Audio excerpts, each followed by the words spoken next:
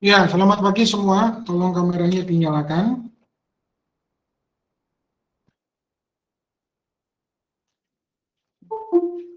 Ya, ini merupakan pertemuan kita ke-6 atau ke-7. Hari ini tanggal 23 Februari 2022 kita mulai perkuliahan kita. Tolong semua kameranya dinyalakan. Alvaro, Mikael, ini ke Yuko, Tirsa, Andre, Fitri. Ya, friendly.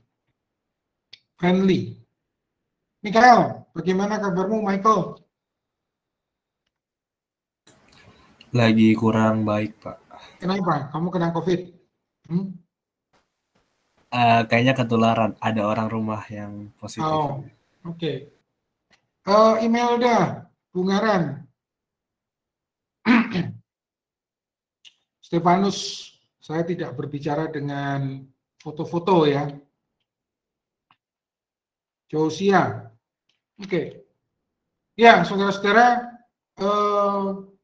pokoknya saudara-saudara jangan kurang makan ya. Biasanya orang-orang yang drop atau down seperti saya kemarin itu tidak bisa makan. Tidak bisa makan maksudnya pahit banget gitu mulut rasanya. Saudara harus paksa makan. Perhatikan ya, obat COVID itu nggak ada. Obat COVID itu imunitas Anda. Oke, semua dinyalakan. Ya, Bes, Lois, Friendly, Hana, Angel, Milda. Ya, Bes, mana ya, Bes? Ya, waktu sudah menunjukkan pukul 7.03, mari kita awali perkuliahan kita pada hari ini. Mari kita berdoa. Kami mengucap syukur Tuhan pada pagi hari ini di tengah segala keadaan kami boleh hadir kembali dalam perkuliahan kami sebagai wujud tanggung jawab kami di dalam panggilan Tuhan yang sudah Tuhan memanggil kehidupan kami untuk menjadi orang-orang yang mempelajari ilmu teologi dan juga berguna bagi pelayanan kami. Kami mohon Tuhan memberi kekuatan bagi kami semua di tengah segala keadaan yang sulit ini Tuhan. Kami mohon Tuhan memberikan kekuatan ekstra dan juga kesehatan bagi kami semua sehingga kami boleh mengikuti semua perkuliahan semester ini dengan baik.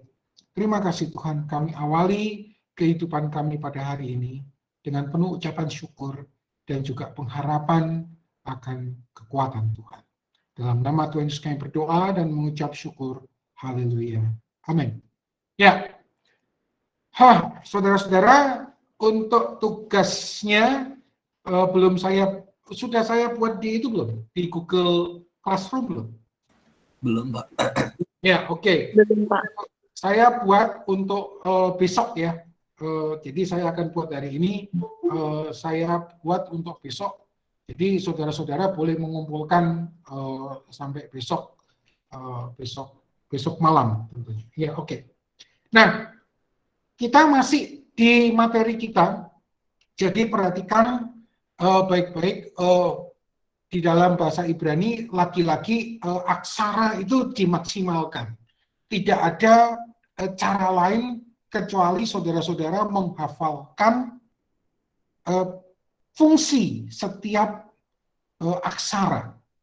Nah, ini berarti lagi-lagi saudara harus mengetahui kedudukan. Ya, kedudukan aksara itu ada di mana. Nah, ini yang membedakan bahasa Ibrani dengan bahasa Yunani. Kalau di dalam bahasa Yunani memang jelas mempunyai sistem sendiri. Nah, oke, kita lanjutkan. Kita masih pada diktat saya yang saya berikan kemarin itu. Jadi kita akan coba selesaikan beberapa hal. Nah, itu tolong dibaca ya. Lagi-lagi perhatikan bahwa dalam keadaan yang seperti ini, keterbatasan dosen adalah memberikan materi secara soft copy, gitu kan, secara file. Nah, saudara-saudara mempunyai kewajiban untuk ya mengeprint dan juga mempelajarinya. Jadi memang itulah kesulitan kita ketika kita ada pada pembelajaran online seperti ini. Nah,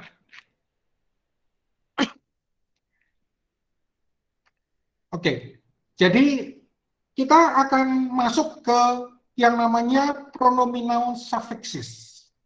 Kita tinggalkan dulu hari ini kata kerja. Saya sedang membuat diktatnya yang baru. Jadi pronominal suffixes, ya, pronominal suffixes. Ini sudah kita pernah bahas di pertemuan yang lalu. Saya mengulang. Jadi perhatikan, bagian yang ini yang disebut pronominal suffixes merupakan akhiran-akhiran yang difungsikan sebagai pronomina atau kata ganti. Ya, kata ganti orang sebagai objek me, you, him, her, it, us, them, dan. Kata ganti kepemilikan atau possessive pronoun. Ya. Nah, tunggu. Jadi perhatikan. Misal kita punya preposisi bed. Ya, kita punya preposisi bed. Nah, ini pakai sistem Masora ya, pakai sistem Masora. Jadi ini saudara bisa melihat adanya irekyot, kemudian ada vokal di situ, ya. Nah, tetapi saudara bisa melihatnya juga sebagai leksionis. Ya. Jadi perhatikan, ketika kita mempunyai preposisi B, gitu kan, yang berarti dalam, gitu, pada, gitu kan. Ketika saudara-saudara mau mengatakan dalamku, gitu kan. Laki-laki yud dipakai. Jadi mereka tidak punya dalam. Nah, begitu juga ketika mau ngomong dalammu, mu maskulin. Ya laki-laki preposisi bed, dalam, terus ditambahi dengan k, bh. Nah, begitu juga untuk dalammu apa? Feminin. Nah, pak. Nah, jadi kita menjadi tahu bahwa preposisi di dalam bahasa Ibrani itu adalah aksara yang lagi-lagi digunakan. Aksara yang lagi-lagi difungsikan. Nggak seperti kita punya misal dalammu. Dalamnya itu terdiri dari D, A, L, A, M, terus dalam saya gitu. Nggak ada. Nah, lagi-lagi aksara difungsikan. Dalam itu ya bed, ku itu yud. Berarti apa? B. Nah, begitu juga misal mau ngomong untukku gitu. Ya, untuk itu lamet, kemudian apa? Ku itu li, i, yud. Kalau pakai masora dia i. Nah, ini yang harus diperhatikan. Nah, misal kita punya punya, ya, saya buka papan tulis saya.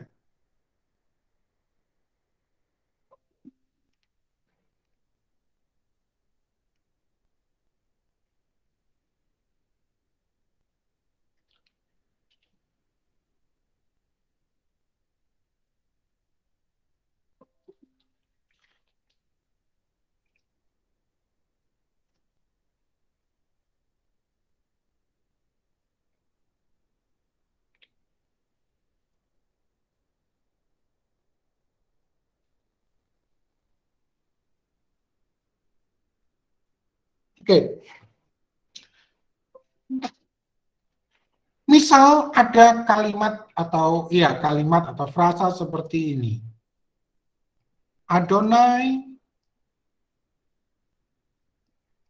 li. Gitu kan? Adonai li. Nah, ini kita terjemahkan sebagai Tuhan. Nah, ini adalah preposisi dengan pronominal sufiksisnya. Lametnya adalah preposisi untuk, gitu kan? Dan ku. Nah, ini yang saudara-saudara mesti hafalkan. Jadi, inilah yang saya sebut sebagai apa? Dalam bahasa Ibrani, aksara benar-benar dimaksimalkan. Aksara benar-benar dimaksimalkan. Jadi kalau saudara tidak hafal fungsi dari aksara itu, ya tentunya tidak akan bisa. Misal, saya mau membuat kalimat seperti ini.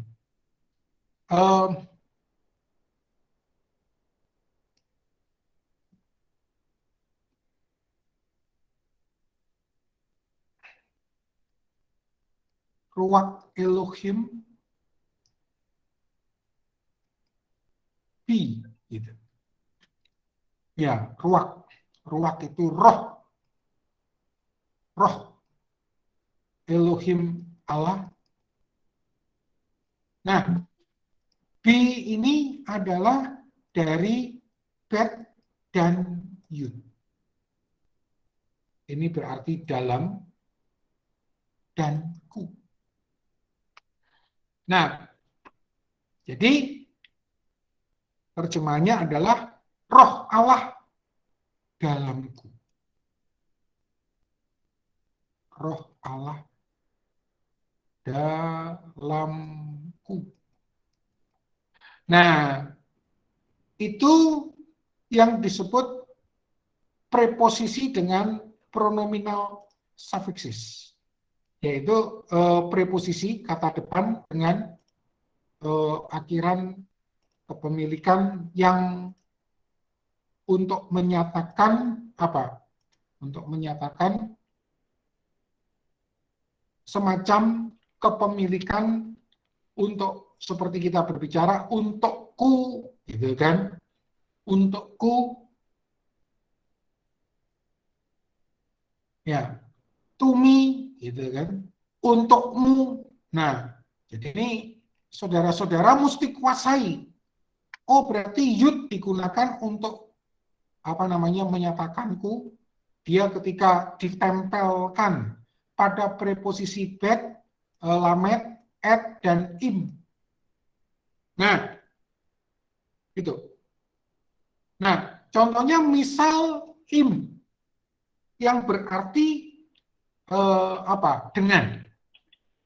Nah, berarti kalau mau ngomong denganku, ya im ditambahi dengan yud. Imi, denganmu imeka, denganmu imek, imak. Perhatikan gendernya ya. Kemudian dengannya digunakan imo. Dengannya feminin berarti imak. Nah, dengan kami bacanya apa nih? Imanu. Nah, dari kata ini muncullah Immanuel itu. Ya. Immanuel, tinggal menambahkan L di belakangnya. Nah, begitu juga seterusnya. Jadi perhatikan aksara lagi-lagi digunakan untuk menyatakan sesuatu. Saudara tidak hafal fungsi dari aksara itu, maka saudara tidak akan tahu. Nah, ini adalah yang disebut sebagai pronominal suffixes, akhiran kepemilikan. Jadi ada dua, tipe 1 dan tipe 2. Tipe 1 dan tipe 2. Nah, jadi perhatikan untuk preposisi bet, lamet, et, dan im. Bet, lamet, et, dan im, dia menggunakan pronominal suffixes tipe 1. Yang ini. Semua ke bawah. Ya. Dan lagi-lagi saya menyarankan kepada saudara semua, tolong hafalkan aksaranya, yaitu aksara yang di belakangnya ini. Oh, berarti yud digunakan untuk ku, K untuk orang kedua maskulin singular, tetapi K juga digunakan untuk orang kedua feminin singular. Kemudian O dalam masora, dalam leksionis waf digunakan untuk orang ketiga maskulin singular. Kemudian he digunakan untuk orang ketiga feminin singular. Kemudian untuk nu digunakan untuk orang pertama plural. Hem digunakan untuk orang kedua plural, maskulin. Kemudian ken digunakan untuk orang kedua plural, feminin, ken. Hem digunakan untuk orang ketiga, maskulin plural. Kemudian untuk ken digunakan untuk orang ketiga, feminin plural. Nah, contoh.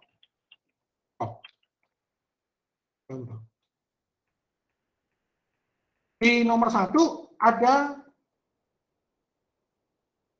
kalimat seperti ini. Ya, coba pilih Gideon. Mana Gideon? Pilih.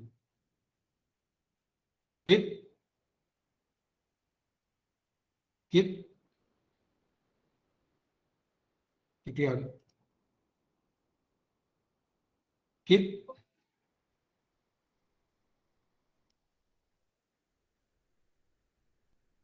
Florja, kamu dengar suara saya? Dengar, Pak. Florja. Halo, Pak. Florja. Halo, Pak Shalom. Ya, kamu baca itu Florja nomor 1. Jangan sampai kalian nggak bisa baca ya.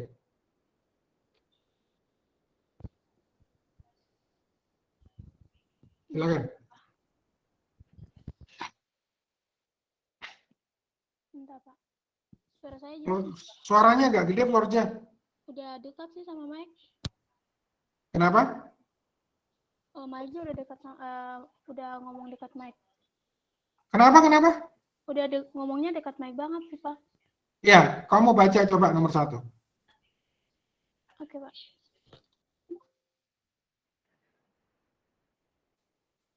Nomor 1. Iwah. Ingat, kalau ketemu yud he waf he, tidak boleh dibaca hiwa. Apa? Pelajaran yang lalu ya. Itu nama Tuhan. Ya. Kalau ketemu yud he waf he harus dibaca apa?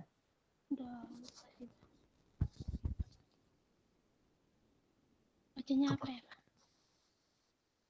Kalau ketemu yud he waf he harus dibaca apa? Adonai. Oh iya. Ya. Adonai, Elohim, Ani, Ya. Ben. Apa? Ben, Adonai, Elohim, Ani Ben. Itu perhatikan. Itu bukan nun loh. Bek, Pak. Itu kan Ya. K kan. Ya. Bek. Nate. Bi. Ate. Ati.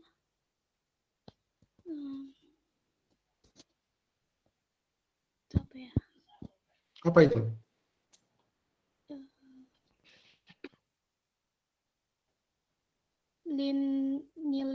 Linelon. Nah. Kamu coba pelan-pelan. Tadi udah benar tuh belakangnya sebelumnya. Adonai Elohim ani becha. Wa'ata bi eta eti. Terus yang terakhir? Itu sade kan, Pak? Letsa. Mana ada sade di situ? Ain, itu ain. Jadi Lin linelem, Pak. leolam, ya. Nah, Ya. oke. Nah, kalau begitu terjemahannya bagaimana? Nah, kita coba sekarang. Nah, kita coba menerjemahkan bagian ini. Nah, Adonai Elohim berarti ini Tuhan, gitu kan? Ingat, ini tidak boleh dibaca Yehova. Tuhan. Kemudian ini Allah. Tuhan Allah. Ani apa ani? Ani adalah aku. Berarti akulah Tuhan Allah, gitu kan? Akulah Tuhan Allah. Nah, ini kita lihat terdiri dari bet dengan kaf. Ini merupakan sebuah konstruksi apa? Dalam, kemudian kafnya adalah dalammu,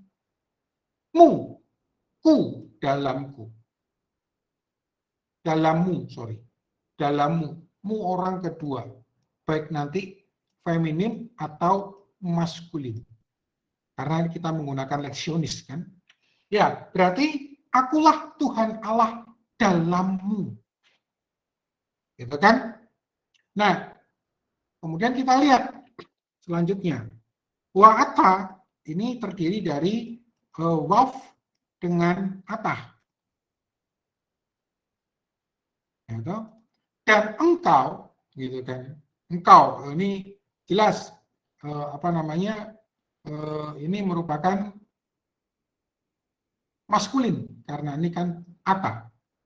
Dan engkau dan kamu, gitu kan? Dan kamu. Nah, lagi-lagi kita menemukan ini be. Ini terdiri dari bet preposisi dengan yud. Berarti apa? Dalamku. Dalamku. Tuhan, akulah Tuhan Allah dalammu dan engkau dalamku. Nah, atah eti la'olam. Engkau apa? Engkau eti. Eti ini tadi kita lihat ini adalah with. Ya, with. Engkau dalamku. Engkau dalamku. Ini la'olam. Le dengan olam. Engkau di dalamku selamanya. Gitu. Engkau dalamku selamanya. Berarti engkau dalamku, bersamaku. Engkau bersamaku selamanya. Ini tadi bukan dalam ya. Ini at dengan i. Bersamaku selamanya. Nah, jadi saudara-saudara harus sudah punya kemampuan memparsing dan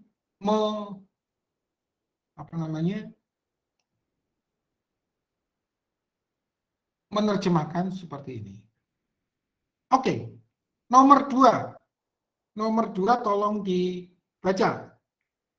Arnida.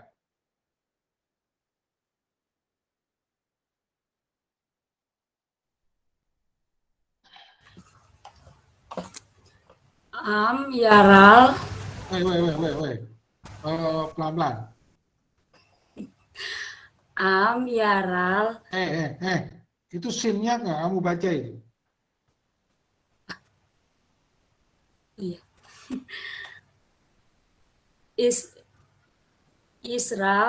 Israel amnu wanno atau balom. Ulangi yang bagian terakhir. Pelan-pelan. Am Yisrael imnu. Am is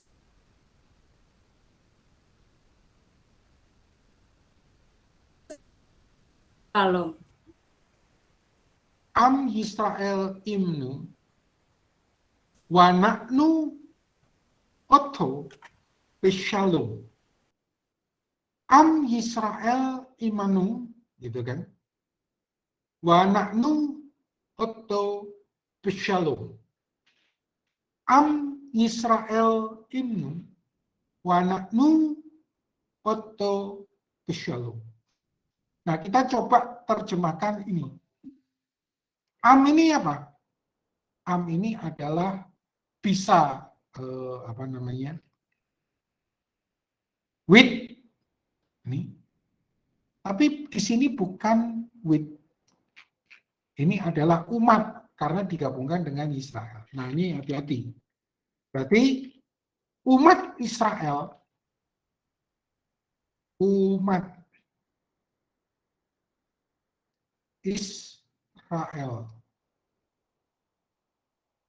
imnu. Nah, apa?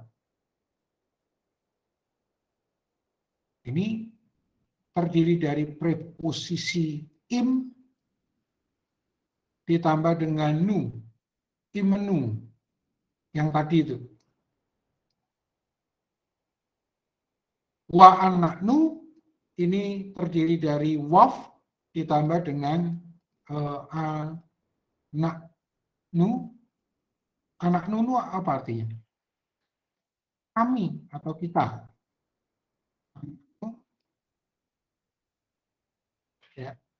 Berarti sampai di sini umat Israel bersama dengan kita, gitu kan? Di umat Israel bersama dengan kita, umat Israel bersama dengan kita, wa anaknu, dan kita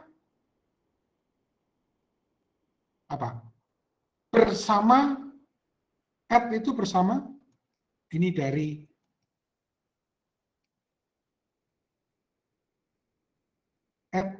ditambah dengan waf. Dan kita bersama dengan dia dalam Shalom.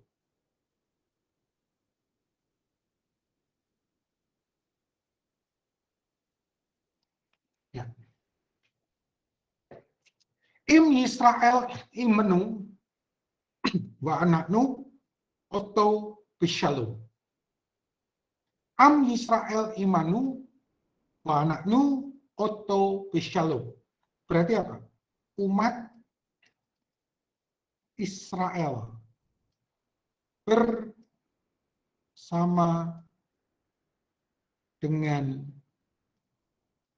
kita dan kita bersama dengan dia. Dengan dia dalam damai. Nah,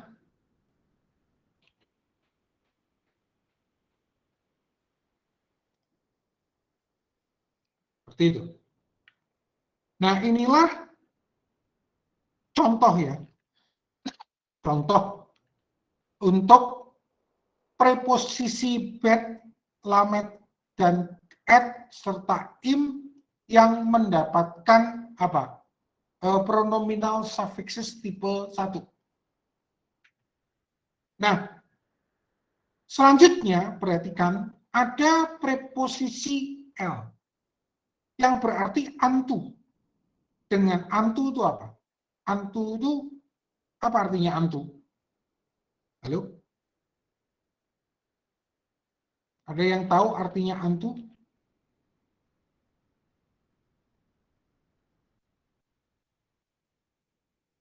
Fitri, bahasa Inggris antu itu artinya apa? Unto me, unto you, unto him. Apa artinya? Bentar Pak, buka Google Translate dulu. Josia, antu itu artinya apa Josia? Sampai, Pak. Ya, sampai atau menuju atau sebuah gerakan kepada. Nah, kita melihat sekarang bahwa preposisi L dan al, kalau upon apa? Josia. Pada, Pak. Upon. Pada, Pak. Atas, Pada. ya, Atas, atas ya. atau pada. Nah, perhatikan kalau dia preposisinya adalah L atau al, dia menggunakan pronominal suffixesnya tipe 2. Makanya kalau kita lihat unto me ini L ditambah yud. Unto you ya, menuju atau ya sampai kepadamu, apa namanya, maskulin singular, dia adalah aleika. Aleika. Nah, begitu juga untuk atas.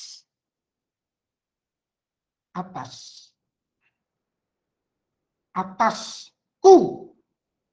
Alay, tapi bukan alay bahasa Indonesia ya. Kamu alay gitu kan. Enggak. Ini adalah upon me, atasku. Nah, kemudian kalau atasmu ya alaika. Alaika. Atasmu, maskulin singular. Atasmu, feminin singular, ya alayik. Alayik. Karena bahasa Ibrani benar-benar membedakan orang kedua apakah itu feminin atau maskulin. Upon him, atasnya, ini kurangnya. Ini maskulin. Berarti ini adalah alayo. Nah, perhatikan baik-baik sebenarnya tipe 1 dan tipe 2 itu sama. Hanya saja nih kita lihat ya.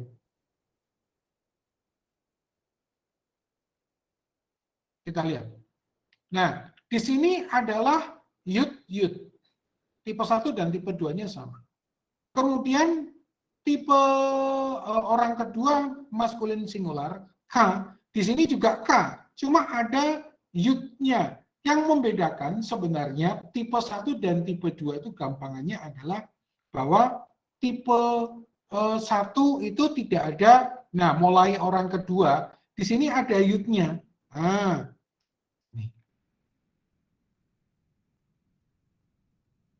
Nah, tapi kan sama semua. Nah, contohnya misal tadi alay nih yang kita sering keliru ya. Udah ngomong kenceng keliru. Nah, misal kita ngomong shalom aleichem. Nih, menggunakan ini. Aleichem. Upon you. You apa? Maskulin singular. Sorry. Maskulin plural.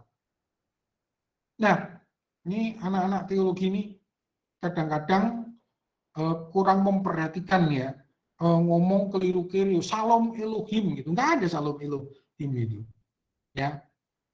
Ini ngomong keliru memalukan sekali. Nah,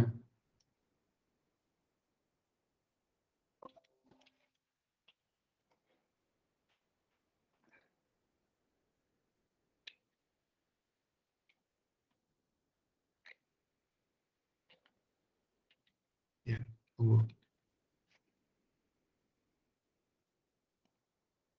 Nah, shalom, shalom. Shalom alaichem. Al itu atas. Ya toh? Atas. Ditambahi dengan apa? Pronominal suffixes tipe 2, yaitu hem.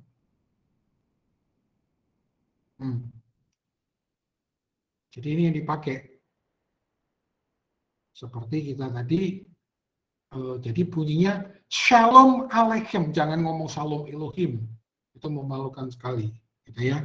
Nah, kalau kita ngomong kepada cuma satu orang, gitu kan, ya kita lihat sekarang, kalau kita ngomong ke satu orang, bagaimana? Misal satu orang cowok gitu. Dan jelas di dalam bahasa Ibrani membedakan, ya kan? Shalom untukmu, ya shalom alecha ini, ya toh. Nah ini kan tadi kita menggunakan shalom aleichem. Ini kan sama saja dengan assalamualaikum, ya kan? Sama sebenarnya, cuma beda. Agak beda dalam vokalnya. Shalom aleichem dengan assalamualaikum itu sama. Nah, shalom lecha gitu. Shalom alecha. Ya toh? Nah, seperti itu. Jadi untuk preposisi L dan al mendapatkan pronominal suffixes tipe 2. Kita perhatikan. Nah, sekarang kita masuk ke dalam preposisi kaf dan mem. Preposisi kaf dan mem. Yang artinya seperti kepada, dari. Kaf dan mem. Ini ada irregular, ada semacam pengecualian, ada semacam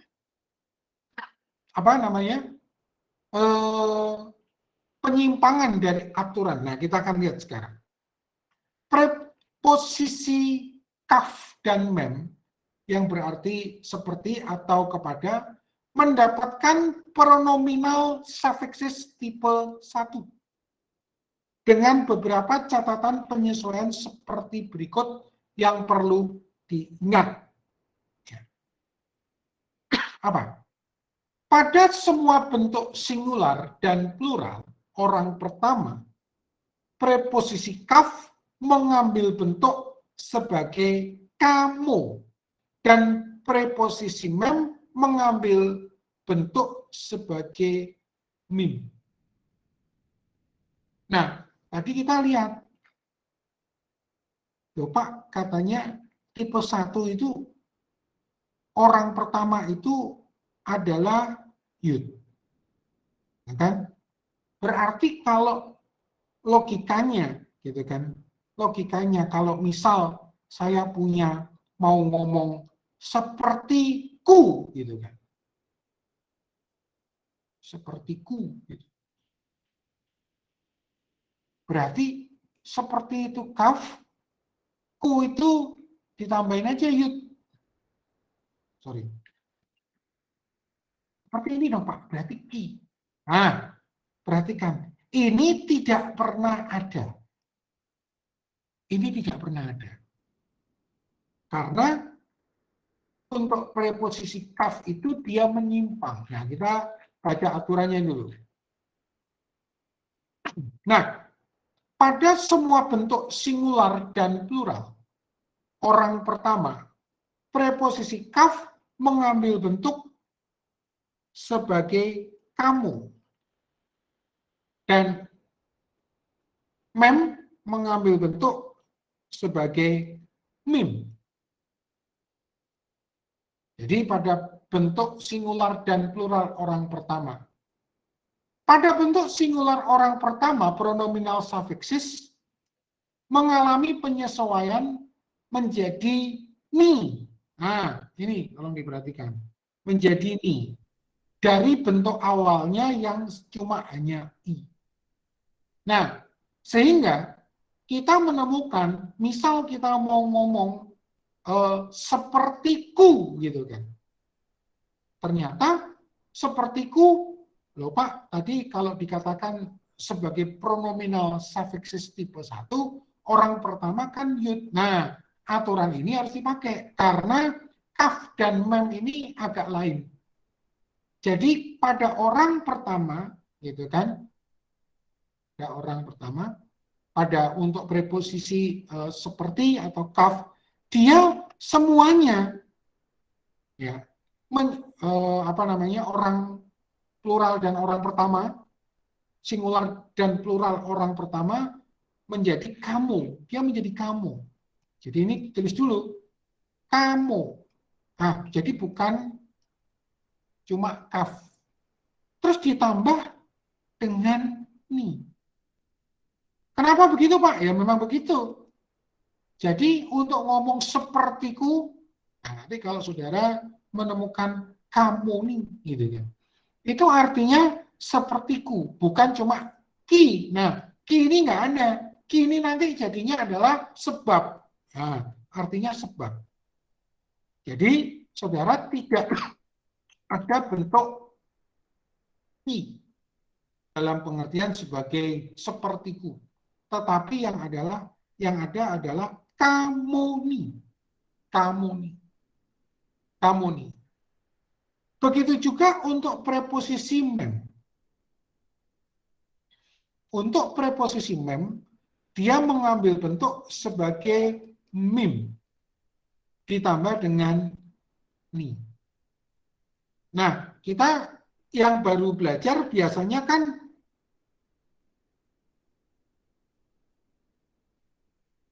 memahami, loh Pak, orang pertama, bentuk preposisi pronominal suffixes orang pertama kan yud. Berarti kalau kita mau ngomong dariku, gitu kan, dariku, dari itu kan mem.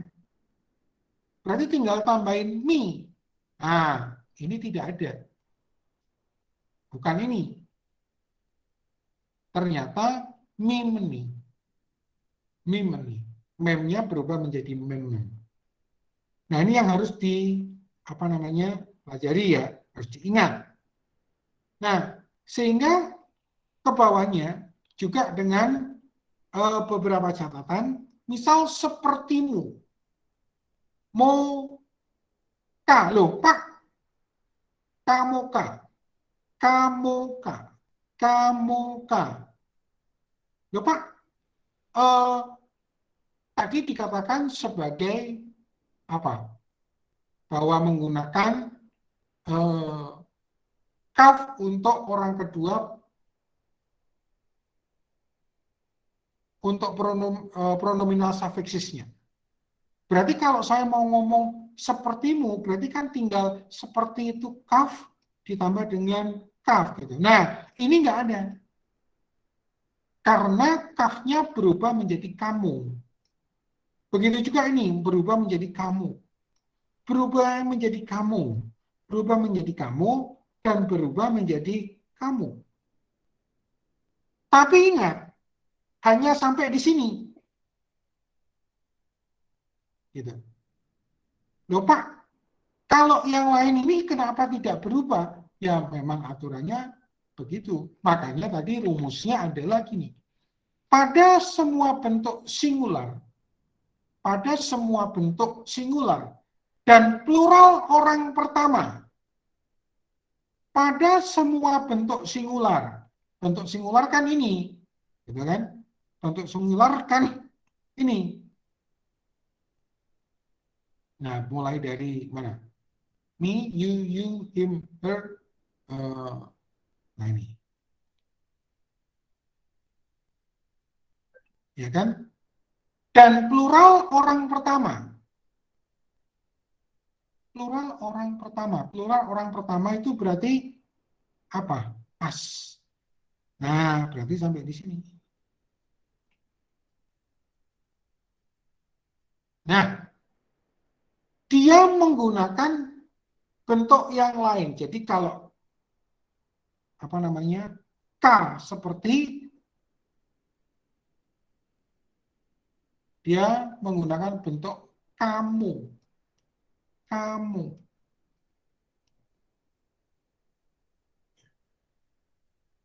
Kamu.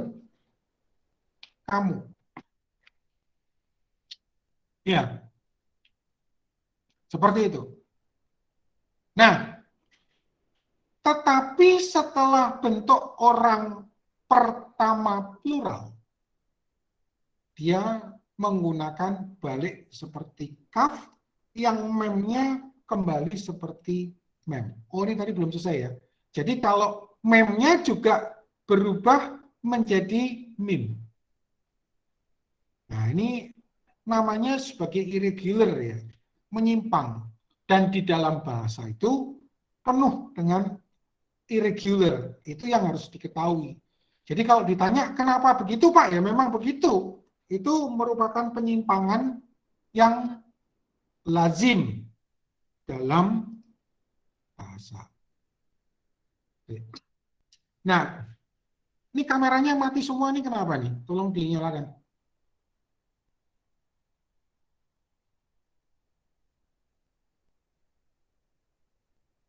Ya, jadi perhatikan baik-baik. Itu saya memberikan soft copy itu sebenarnya itu padat sekali ya.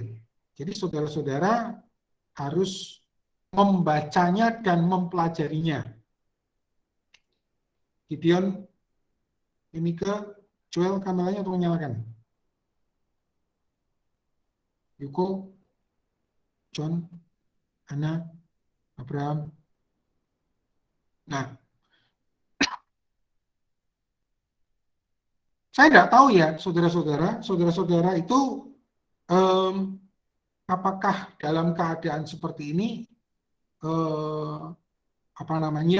lagi-lagi saya bertanya, berapa banyak jam belajar saudara di rumah dengan penuh gangguan-gangguan seperti itu. Nah, namun yang jelas saya mengatakan kepada saudara-saudara bahwa saudara-saudara harus mempunyai jam belajar yang rutin. Karena kalau enggak ya saudara nggak akan bisa mengikuti, apalagi materi-materi seperti bahasa Ibrani ini. Dan juga perhatikan bahwa saudara ini kan setiap perkuliahan ini kan saya rekam. Jadi saudara bisa mengulang kembali. Gitu. Nah, tuntutan dalam bahasa Ibrani memang seperti ini, saudara. Jadi kalau di dalam kita nanti dalam dunia tafsir, gitu kan, atau yang disebut dengan exegese, saudara-saudara diharapkan bisa membuat tafsiran literal. Terjemahan literal dulu. Nah, saya sudah berulang-ulang memberi contoh ya. Seperti ketika kita menemui kata Jehovah Jireh. Gitu. Ya, Jehovah Jireh ternyata itu dari kata ra'a yang artinya melihat. Gitu kan? Adonai Jireh. Gitu kan? Allah yang melihat. Tapi ingat, melihat ditambah dengan yud dan ie yang bentuknya nanti kita temukan itu bentuk PL. Kita belum belajar itu ya, semoga kita nyampe. Nah, ternyata itu disebut sebagai intensif. Jadi melihat dengan sebuah intensif. Apa itu? Memperhatikan. Nah, terjemahan literalnya itu memperhatikan, bukan memberkati dalam pengertian mencukupi. Nah, loh Pak, di dalam terjemahan teksnya begitu. Ya, jadi begini, karena Allah memperhatikan dalam konteks kekurangan atau kelaparan, maka memang benar diterjemahkan memberkati. Tetapi ingat, kita tidak boleh mengambil cuma sekedar memberkatinya. Tetapi harus pada akar katanya yaitu memperhatikan. Karena apa? Ya kalau konteksnya beda, pasti beda gitu kan. Ya, contohnya misal konteksnya sakit. Ya Allah memperhatikan berarti apa namanya bentuk wujudnya apa? Menyembuhkan atau memelihara bisa. Ya, ini mahasiswa STTB ini nggak ada ceritanya nggak bisa menyanyi ya saudara-saudara ya. Andrea, kamu bisa nyanyi nggak Andrea? Semua orang bisa nyanyi, Pak. Hah? Semua orang bisa nyanyi. Iya, semua orang bisa nyanyi. Arnida, kamu bisa nyanyi nggak? Hampir bisa, Pak. Ah, hampir bisa. Ya, apa namanya? Tugas untuk minggu ini, ya, tugas untuk minggu ini, saudara menyanyi ya. Pak, jangan aneh-aneh dong, Pak. Saya nggak aneh-aneh, saudara. Ya, menyanyi itu adalah metode yang saya gunakan untuk apa? Untuk apa namanya? eh, dalam bahasa Ibrani. Saudara kalau lihat di YouTube saya sebelumnya, kalau kita kelas konsep dulu selalu ada pelajaran menyanyi lagu Ibrani. Karena itu saya gunakan untuk metode di dalam apa? Di dalam belajar. Gitu ya. Jadi lagunya apa? Nah, lagunya mudah diingat. Nanti saya kirimkan linknya. Saudara boleh pakai gitar. Kamu bisa main gitar nggak, Arnida?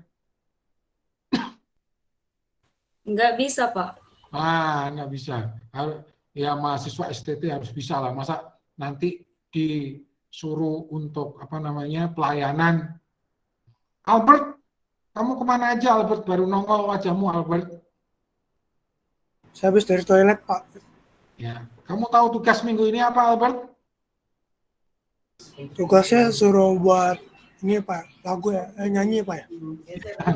Tugasnya menyanyi lagunya gampang ya. Ini tunggu ya, tolong saya apa namanya? Tunggu.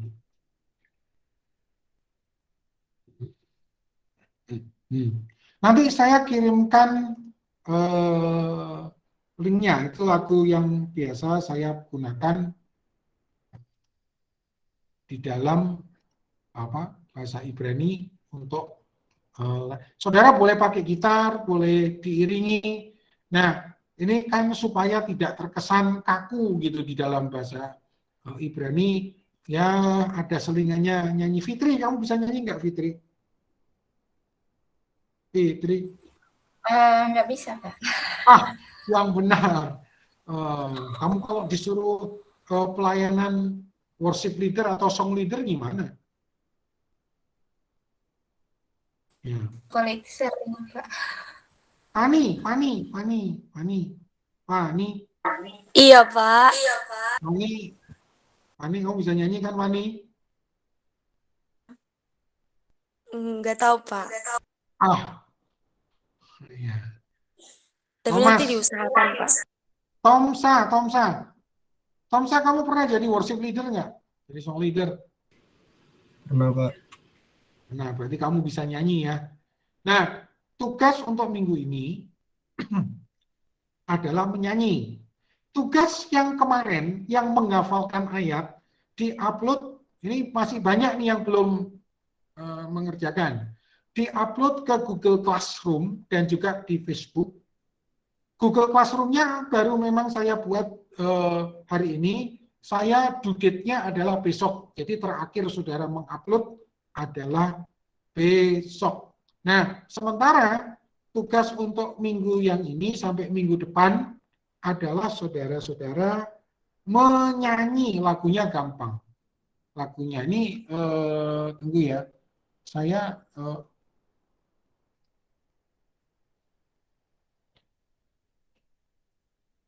putarkan dulu lah.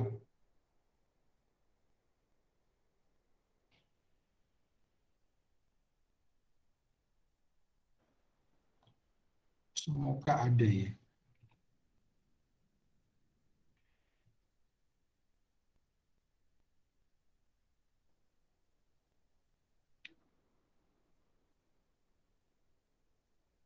Tunggu, saya carikan lagunya. Oh, sorry, itu ada di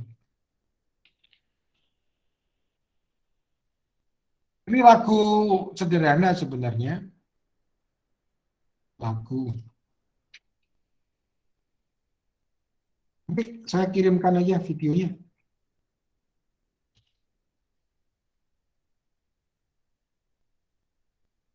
Sebentar.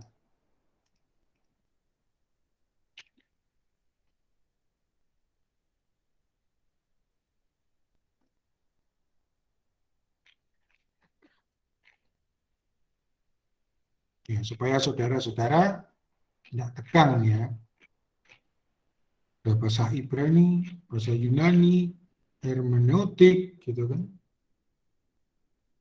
Tunggu, saya itu lagu lama.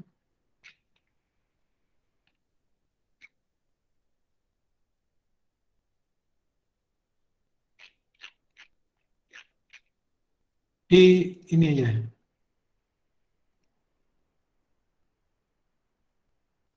Nah, ini. Saudara bisa dengar? Memang nggak bisa saya tampilkan ya, karena saya di Windows yang lain ini.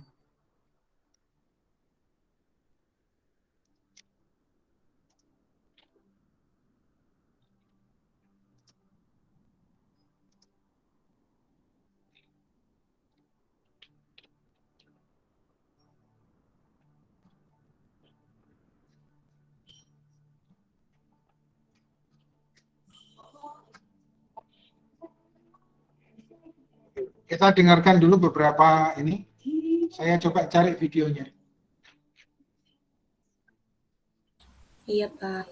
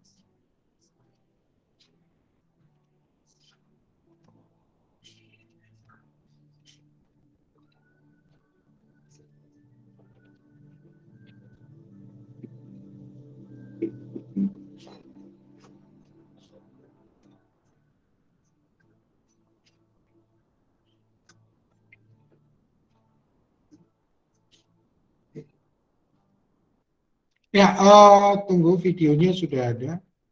Videonya sudah ada. Saya buka dulu di player. Saya tampilkan ya. Ini nanti saya share ke saudara-saudara.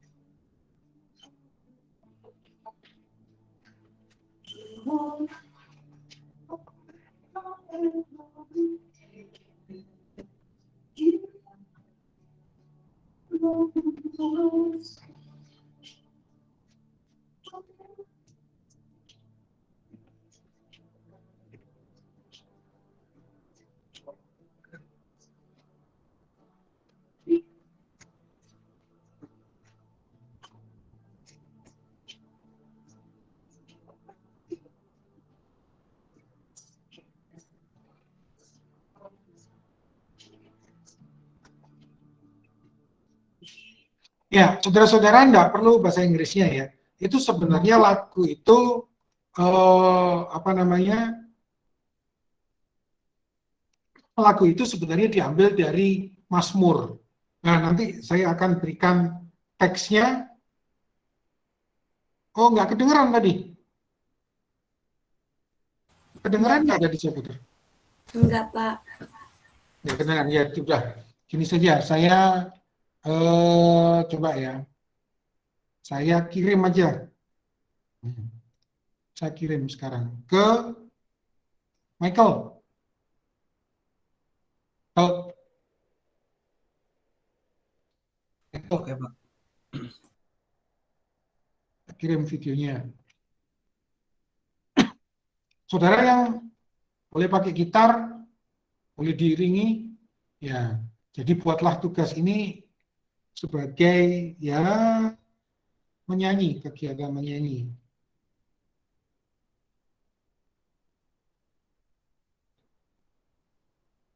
Saya kirim Michael. Tunggu.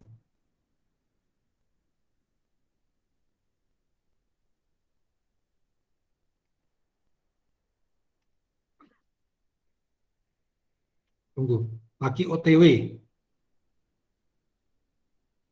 Coba lihat WA-mu, Michael. Sudah, Pak. Kirim ke teman-teman.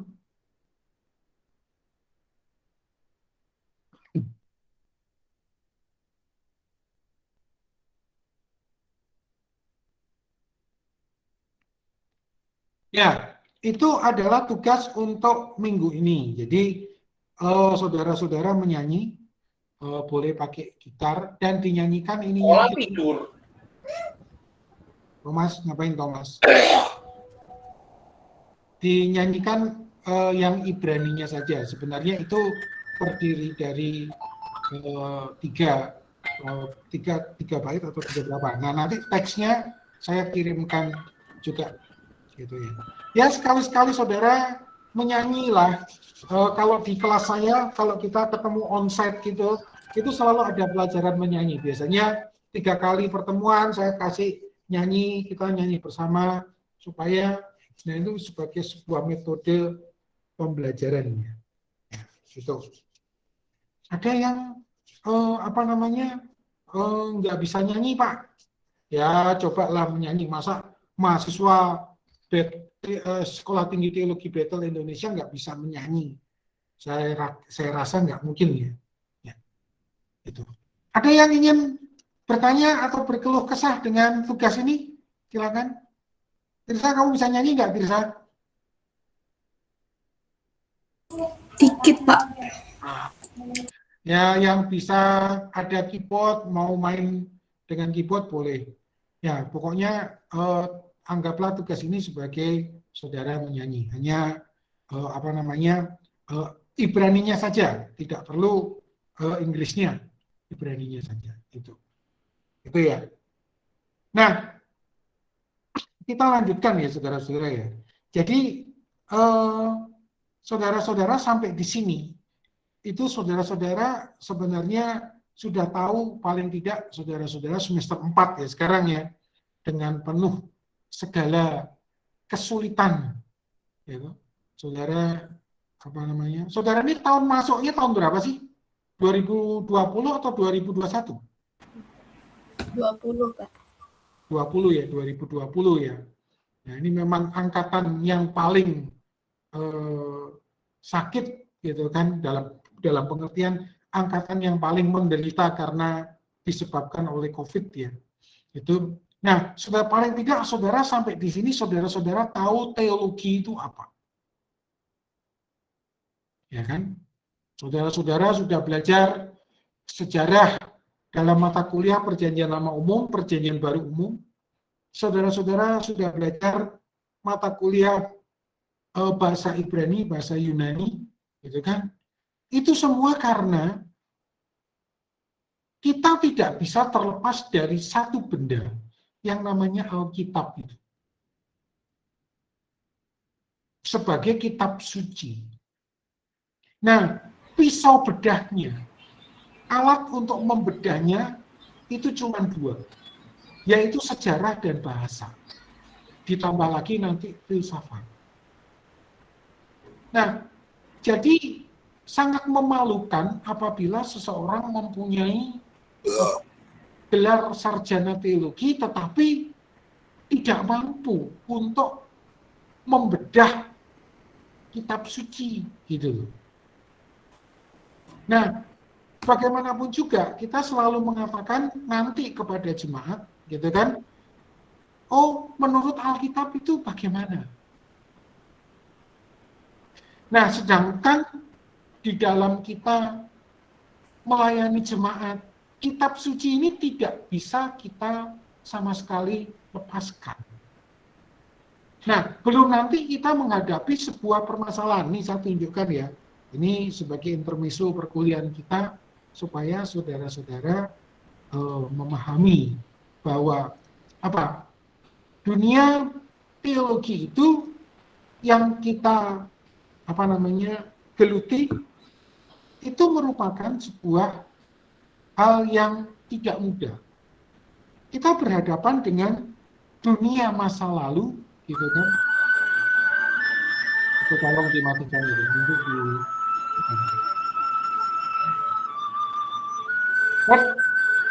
Albert. Kak Albert.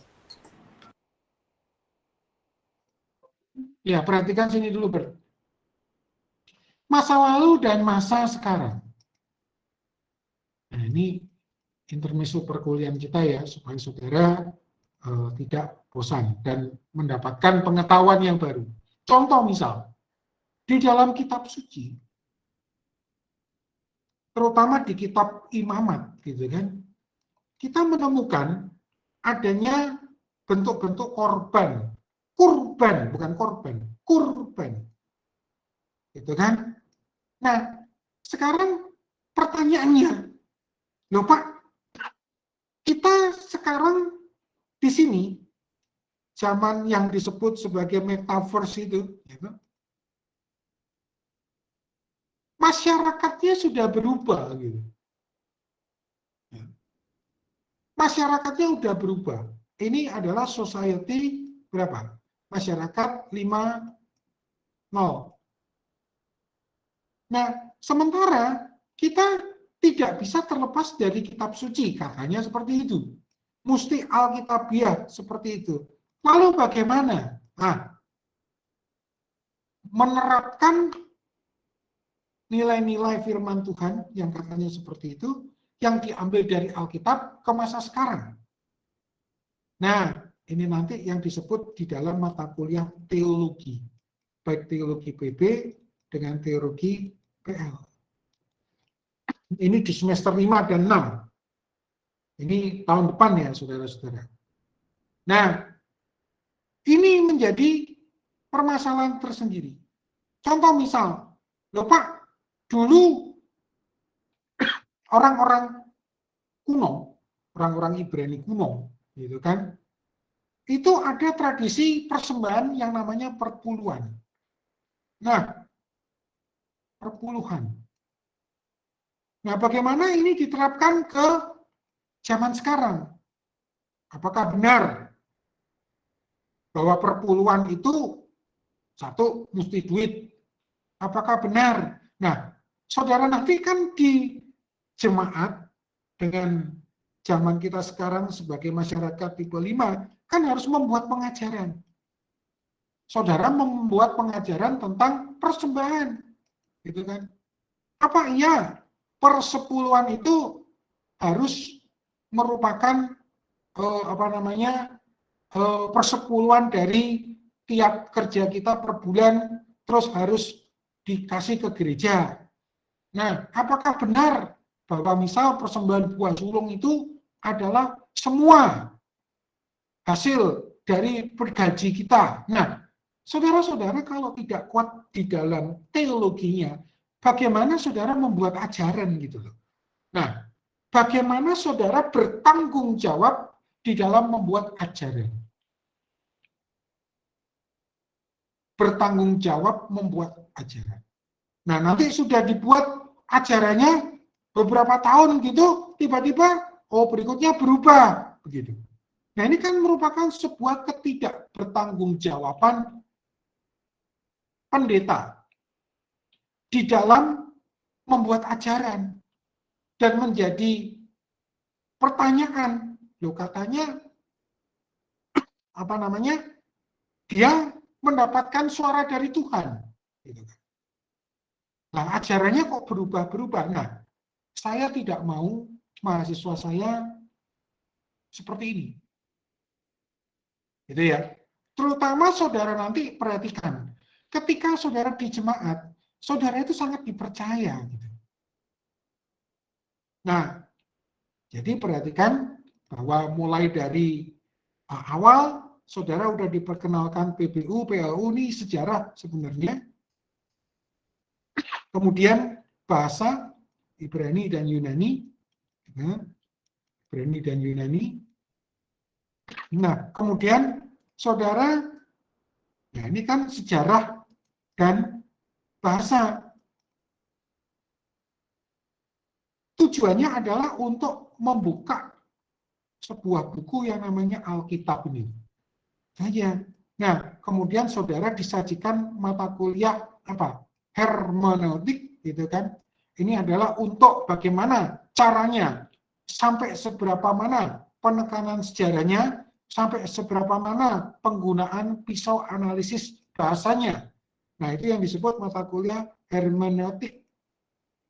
Nah, saudara sedang mengambil hermeneutik, itu adalah cara.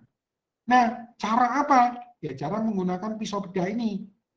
Nah, baru nanti saudara masuk ke dalam dunia, mata kuliah atau dunia eksegese atau tafsir. Tafsir dari teks. Nah, ini tafsir dari teks ini. Nah, setelah itu saudara masuk ke dalam mata kuliah teologi PB dan teologi PL. Disinilah saudara membuat ajaran yang digunakan untuk jemaat. Dan jemaatnya yang saudara layani adalah jemaat saat ini. Nah, ini loh yang saya selalu tekankan di dalam setiap perkuliahan terhadap mahasiswa teologi siapapun. Kalau kalian tidak menguasai ini, lalu bagaimana pertanggungjawaban saudara di dalam membuat ajaran? Itu ya. Nah, saudara masih di sini nih, masih di bahasa dan hermeneutik. Nah, nanti tahun depan, tahun akademik depan, saudara akan masuk dalam mata kuliah eksegese PL dan eksegese PB, tafsir PL dan tafsir PB. Nah, petanya itu seperti ini, dan kita tidak bisa lompat. Nah, ini adalah susunan atau struktur keilmuan di dalam teologi. Beda sama apa? Makanya saudara-saudara tidak bisa ditipu bagaimana kemampuan saudara nanti di dalam membuat ajaran. Dan orang teologi itu sebenarnya cara ngeceknya gampang. Ya, misal teknik sipil itu dia menguasai matematika atau tidak. Nah, kalau orang teologi sebenarnya mudah sekali. Dia menguasai sejarah dan bahasa atau tidak. Nah, di dalam, loh Pak, kalau gitu homiletik itu di mana? Homiletik itu adalah di sini. Itu ilmu cara untuk menyampaikan khotbah. Sedangkan hermeneutik adalah ilmu cara untuk membedah teks dan membuat ajarannya. Nah, di samping apa namanya? Di situ homiletik ya di sini. Gitu. Nah, jadi perhatikan baik-baik. Inilah apa namanya konstruksi ilmu teologi ya, yang mana saya selalu tekankan kepada saudara, ya nanti kalau saudara cuma lulus dengan sarjana teologi dengan gelar aja, tidak punya kemampuan ini, memalukan sekali, sangat memalukan. Itu ya. Nah, kita setiap pertemuan bersusah payah, berjerih lelah, gitu kan, memberi perhatian kepada materi-materi seperti ini sebenarnya tujuannya cuma satu. Kita mempunyai kemampuan membangun diri, mempunyai kemampuan dalam apa? Dalam membuka isi kitab suci dan membangun pengajaran untuk jemaat masa kini. Ya, ini sekedar intermezzo ya, supaya semangat saudara-saudara di dalam belajar itu tidak pupus, apalagi musim 2 tahun yang kita hadapi sampai saudara semester 4 ini tidak pernah bertemu satu dengan lain, kemudian harus mencari sendiri, dan juga tantangan yang lain itu adalah tantangan saudara di rumah. Nah, beda dengan ketika saudara onsite di kampus. Gitu kan. Tantangan saudara di rumah itu akan jauh lebih berat. Karena apa? Ya itu kan homey gitu kan. Ya kan? Males, terutama penyakit males gitu. Gitu ya. Ya, oke. Itu sekedar intermezzo dari saya. Ya. Kita lanjutkan materi kita supaya apa namanya pembelajaran kita tercapai. Nah, jadi perhatikan baik-baik untuk pronominal suffixes, akhiran kepemilikan adalah seperti itu. Jadi saudara-saudara mulai sekarang kalau ketemu dengan huruf yud, huruf kaf, huruf o atau waf, huruf he, huruf nu, kem, ken, hem, dan hen, hati-hati. Ketika itu berada di belakang preposisi apa saja. Bet, kaf, lamet, ya kan? Bet, kaf, lamet, mem. Et dengan al, itu dia sebagai pronominal suffixes. Nah, ada 2, yaitu tipe 1 dan tipe 2. Sebenarnya tipe 2 merupakan tipe 1 yang didahului oleh yud. Gitu ya. Nah, Pak, kalau begini-begini mesti dihafal. Dihafal. Mesti dihafal. Bahasa itu mesti dihafal, saudara. Nggak bisa kalau enggak. Ya. Nah, oke. Sekarang kita lanjutkan dengan posesif kepemilikan dalam kata benda. Kata benda. Nah, ini nanti ada kamusnya ya. Saya akan kirimkan setelah apa namanya perkuliahan ini. Nah,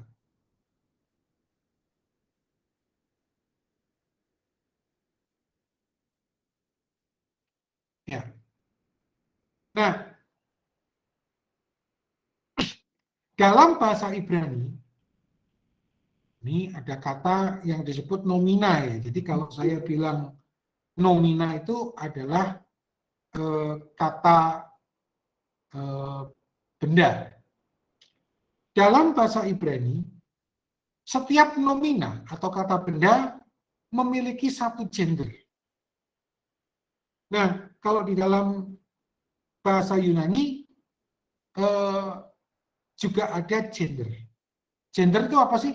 Gender itu adalah jenis kelamin, ya kan? Dari kata benda. Jadi di dalam bahasa itu setiap kata benda itu mempunyai gender. Nah, contohnya misal di dalam apa bahasa Indonesia lah, kalau dikatakan bapak gitu kan, itu gendernya udah tahu itu laki-laki. Kalau dikatakan ibu gitu, gendernya jelas itu adalah feminin. Kalau tadi bapak adalah maskulin. Nah, begitu juga di dalam bahasa Inggris. Kalau disebut daughter gitu, daughter dengan boy gitu, jelas itu kalau daughter itu anak perempuan gendernya adalah feminin. Nah, begitu juga di dalam bahasa Ibrani. Ya, dalam bahasa Ibrani. Berarti nanti ada gender. Terus saudara tanya, Pak, untuk mengetahui gender itu dari mana? Gitu kan. Nah, untuk mengetahui gender itu dari kamus. Nah, makanya nanti saya akan bagikan. Dan ini tidak bisa ditebak dalam pengertian ditanyakan kenapa begitu Pak? Contohnya misal, kalau saudara di dalam bahasa Ibrani ada kata benda yang disebut eretz, yang berarti apa? Tanah atau negeri. Eretz. Ini gendernya adalah feminin. Negeri, tanah, gendernya adalah feminin. Terus saudara tanya, loh Pak, kenapa begitu? Ya memang begitu. Nah, terus bisa tahu, mengetahui gender setiap kata benda itu dari mana, Pak? Jawabnya sederhana, dari kamus. Dan itu merupakan sebuah apa? Sebuah ketetapan bersama yang sudah disepakati. Jadi kalian mesti, ya lagi-lagi nggak enak juga, mesti hafal. Nah, jadi setiap bahasa itu mempunyai cara, ini berkaitan dengan kata benda ya, cara menjamakkan kata benda, menjamakkan. Contohnya di dalam bahasa Indonesia. Gimana cara bahasa Indonesia menjamakkan? Misal ada kata buku. Kalau mau dijamakkan caranya gimana? Kalau dibuat jamak kata benda dalam bahasa Indonesia caranya gimana? Diulang. Berarti kalau buku ya buku. Nah, kalau di dalam bahasa Inggris, caranya gimana? Gimana caranya menjamakkan dalam bahasa Inggris? Misal ada book.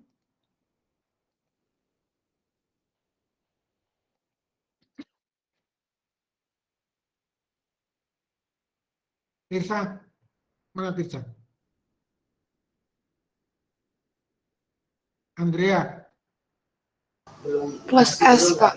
Ya, ditambah dengan S. Ditambah dengan S. Ditambah dengan S. Nah, di dalam bahasa Ibrani,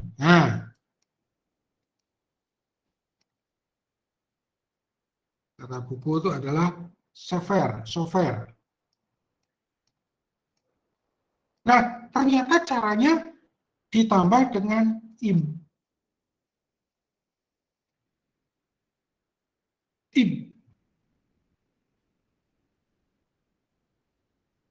Nah, setiap bahasa, termasuk Yunani, ya toh, punya cara sendiri menjamakkan kata benda. Nah, disinilah nanti kita akan belajar bagaimana sebuah kata benda ya, di dalam bahasa Ibrani dijamakkan. Nah, laki-laki harus melihat apa? Melihat bentuk dasarnya dan juga gender. Nah, kalau untuk di dalam bahasa Indonesia, gender itu memang kurang diperhatikan ya. Kalau di dalam bahasa Ibrani dan bahasa Yunani, gender itu benar-benar apa? Diperhatikan. Apalagi misal di dalam bahasa Yunani ada 3 gender kan, yaitu feminin, maskulin, dan neutral. Tapi kalau di dalam bahasa Ibrani cuma 2, yaitu feminin dan maskulin saja. Nah, kita coba lihat diktat kita. Nah, jadi dalam bahasa Ibrani, setiap nomina atau kata benda memiliki gender. Dalam bahasa Ibrani, dikenal 2 gender saja, yaitu maskulin dan feminin. Tidak dikenal gender neutral seperti dalam bahasa Yunani.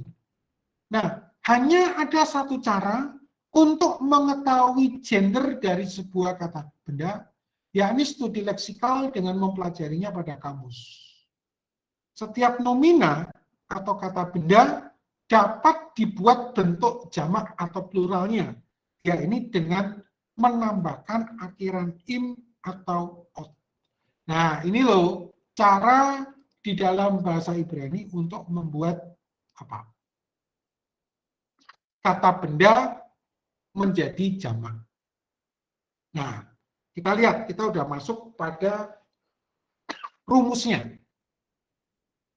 Jadi pada umumnya bentuk plural untuk nomina atau kata benda maskulin, Pak, mau tanya, itu tahu kata benda maskulin itu dari mana? Tentunya dari kamus. Ya. Nah, nanti saya akan berikan kamusnya. Pada umumnya bentuk plural kata benda maskulin itu dibuat dengan cara menambahkan akhiran im. Nah, bentar.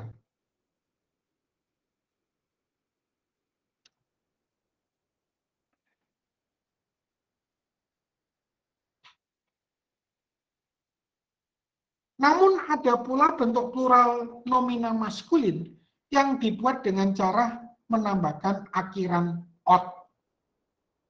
Ya, perhatikan. Jadi pada umumnya bentuk plural nomina maskulin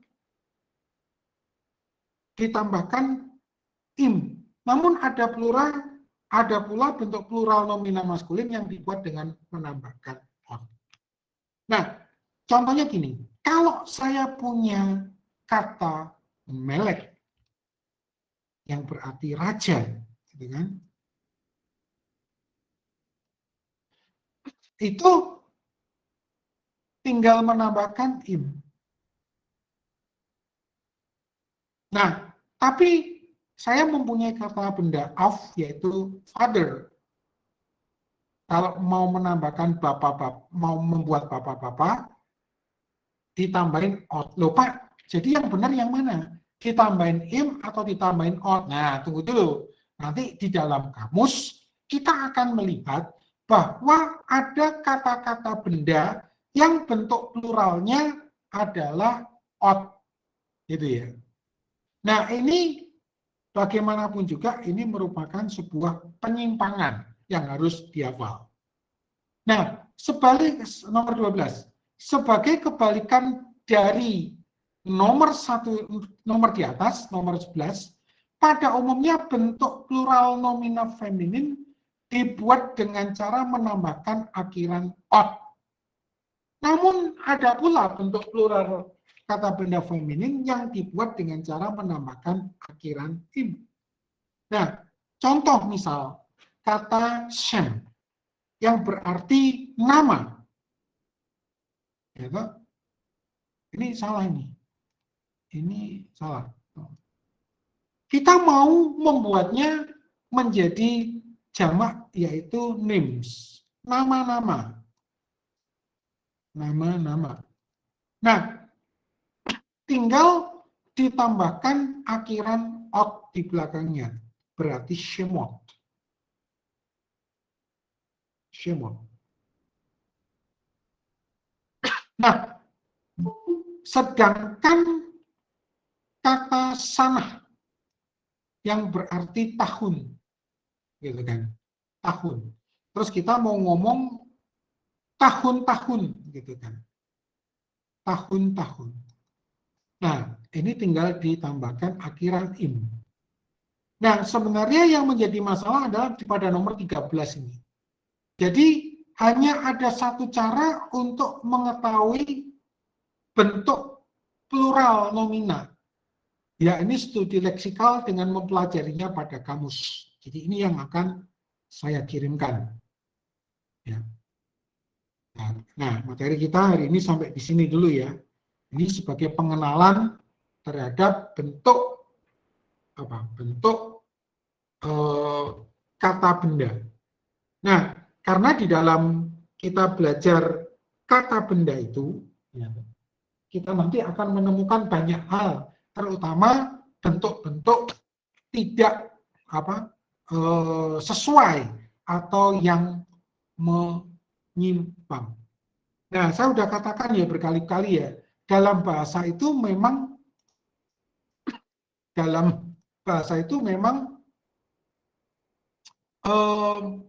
ketika kita mempelajari secara linguistik standar, itu ada kata benda atau bentuk-bentuk yang baku. Tetapi ingat, di dalam bahasa juga selalu ada yang disebut namanya penyimpangan.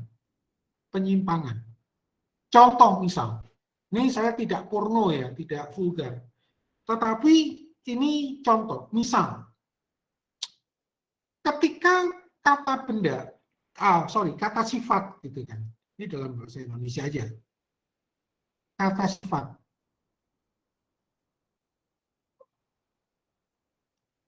Kata sifat, misal, sedih.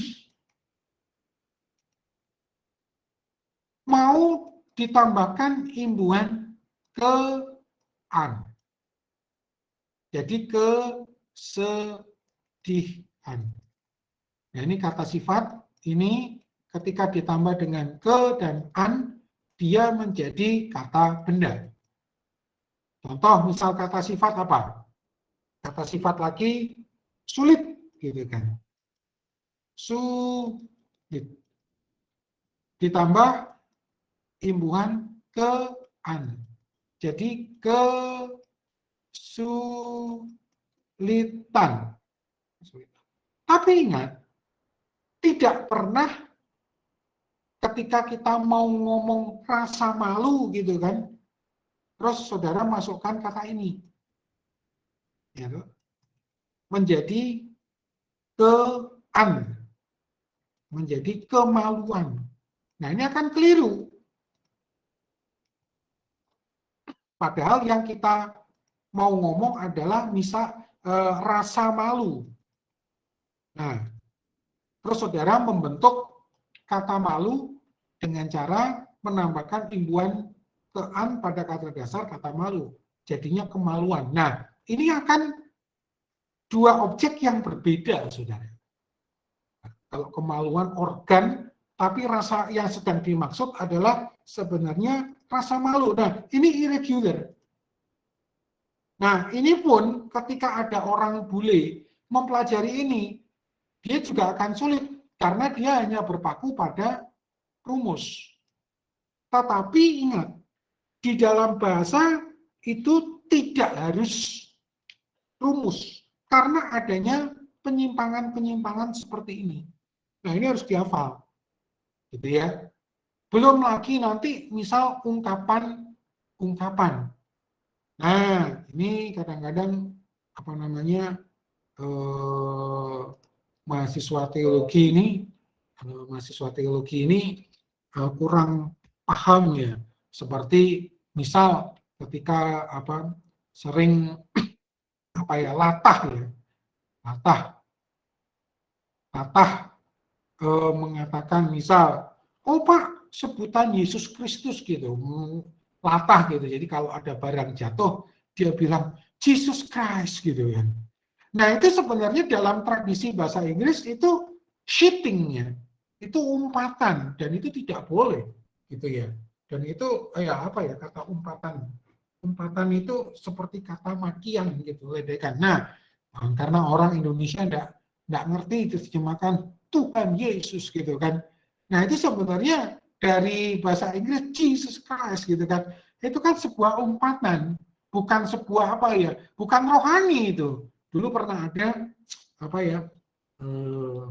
memalukan sekali sebenarnya. Dulu ada di Petamburan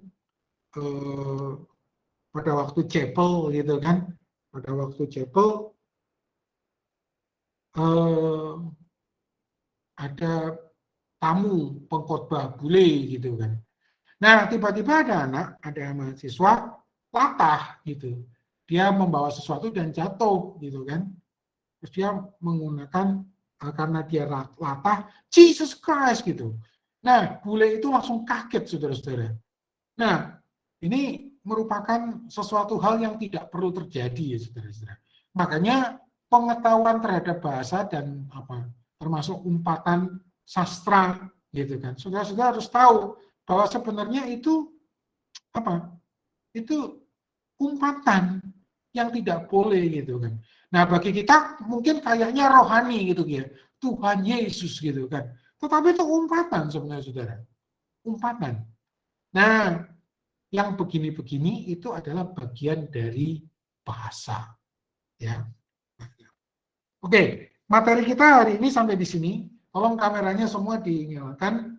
Saya akan ambil foto untuk pembelajaran kita hari ini.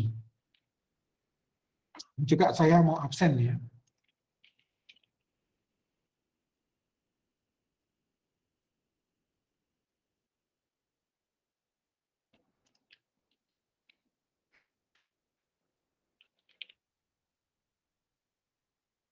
Saya absen. Saya panggil, pokoknya kalau enggak jawab, saya berarti enggak ada. Abraham? Tak ada. Albert? Hadir, Pak. Siapa? Albert, Pak. Alvaro? Hadir, Pak. Andre? Hadir, Pak. Andrea? Hadir, Pak. Angel? Hadir, Pak. Arnida? Hadir, Pak. Bungaran? Hadir, Pak. Christian?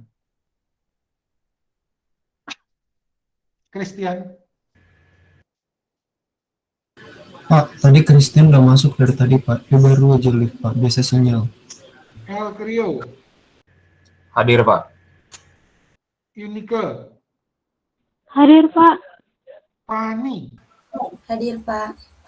Fitri? Hadir, Pak. Florce, Hadir, Pak.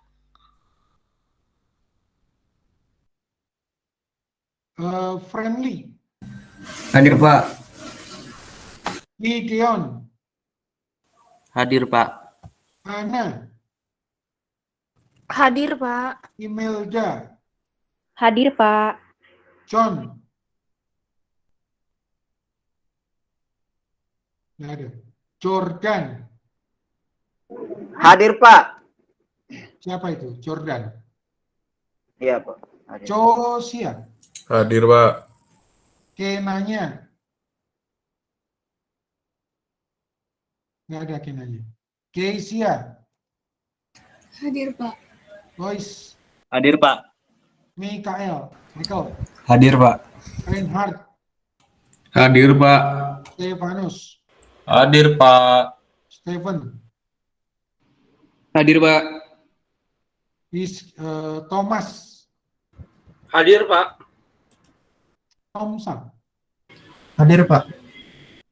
Jostian. Tomsa. Warren. Orang izin sakit, Pak. Yabes. Nggak ada. Yuda. Nggak ada. Ya, habis izin ke toilet, Pak, tadi sama saya, Pak. Yuko. Hadir Pak. Yunias. Hadir, Pak. Raja. Hadir dia, Pak, tapi mic-nya lagi rusak. Oke, tolong kameranya dinyalakan semua. Saya mau ambil. John Calvin hadir, Pak. Siapa? Pak. Tadi ketendang keluar. John Calvin. John Calvin. John Calvin. Oke. Abraham juga hadir, Pak.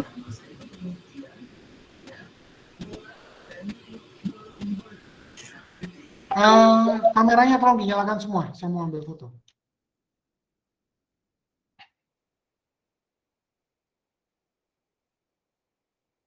Bungaran, nyalakan kameramu, Bungaran.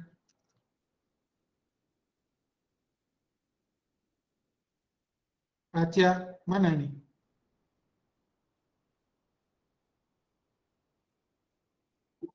Reinhard.